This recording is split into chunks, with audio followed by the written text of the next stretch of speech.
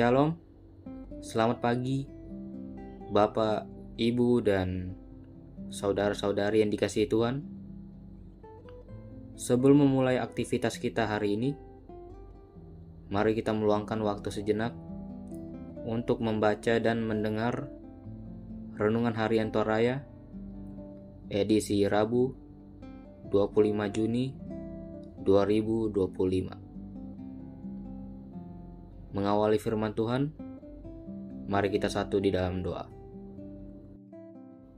Kita berdoa. Bapa yang ada di sorga, pada pagi hari ini kami datang kepadamu dengan hati yang penuh syukur. Bersyukur atas penyertaan-Mu, kami dapat bangun hari ini dengan semangat dan tenaga baru, ya Tuhan. Sekarang kami akan membaca sebagian dari firman-Mu. Bukalah telinga dan pikiran kami, agar kami dapat mendengar dan memahami firman-Mu. Inilah doa anak-Mu Tuhan Yesus. Amin. Firman Tuhan pada pagi hari ini terambil dari Lukas pasal 9 ayat 37 sampai 43a. Dengan judul Yesus mengusir roh dari seorang anak yang sakit. Firman Tuhan, keesokan harinya ketika mereka turun dari gunung itu, datanglah orang banyak berbondong-bondong menemui Yesus. Seorang dari orang banyak itu berseru, "Guru, aku memohon engkau menengok anakku, sebab ia satu-satunya anakku. Setiap kali diserang roh, ia mendadak berteriak. Roh itu mengguncang-guncangkannya sehingga mulutnya berbusa. Roh itu terus saja menyiksa dia dan hampir tidak mau meninggalkannya.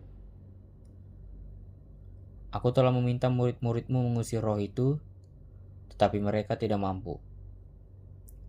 Lalu kata Yesus, "Hai generasi yang tidak percaya dan sesat, sampai kapan aku harus tinggal di antara kamu dan sabar terhadap kamu?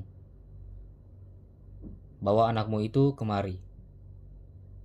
Ketika anak itu mendekati Yesus, setan itu membantingkannya ke tanah dan mengguncang-guncangkannya. Namun Yesus menghardik roh jahat itu dan menyembuhkan anak itu, lalu mengembalikannya kepada ayahnya. Semua orang itu pun takjub akan kebesaran Allah. Amin.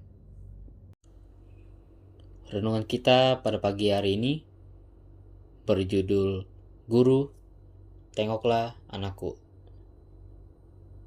Atau dalam bahasa Toraja, O Guru, tiro ampa dika anakku. Salah satu sifat yang melekat pada orang tua ialah rela berkorban untuk anaknya. Misalnya ketika anaknya membutuhkan biaya untuk sekolah, tentu orang tuanya akan mengupayakan berbagai cara dan daya, seperti menjual tanah, menguras tabungan, dan sebagainya. Tujuannya supaya anaknya dapat bersekolah dengan baik.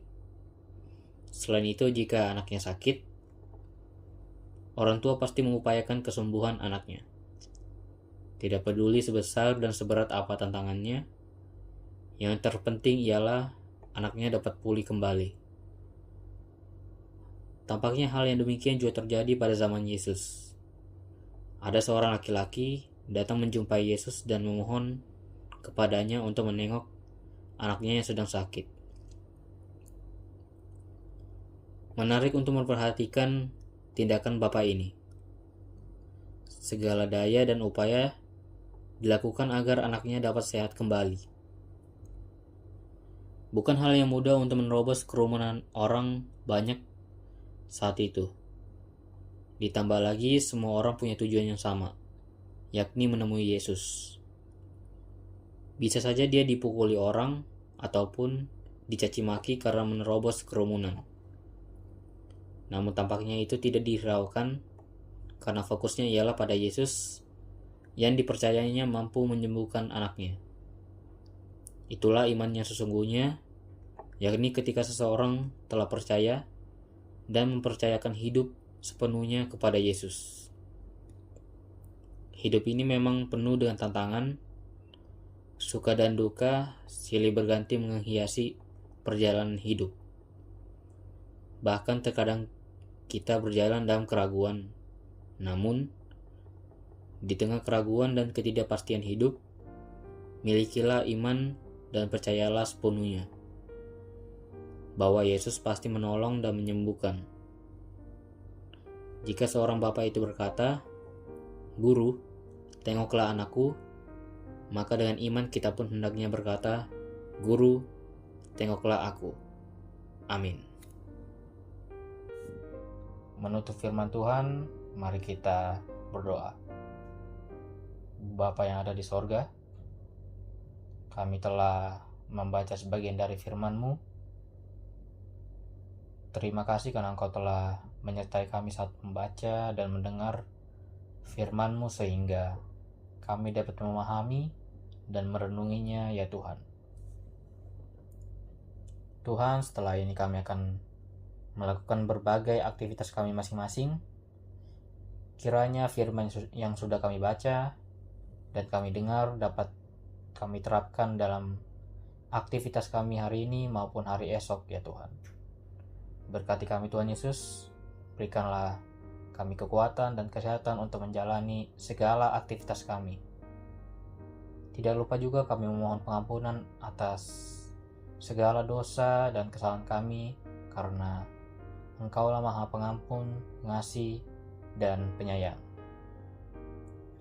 Inilah doa anak-Mu Yesus Kristus, Tuhan dan Juru Selamat kami yang hidup. Amin. Demikian renungan kita pada pagi hari ini. Tuhan Yesus memberkati kita semua.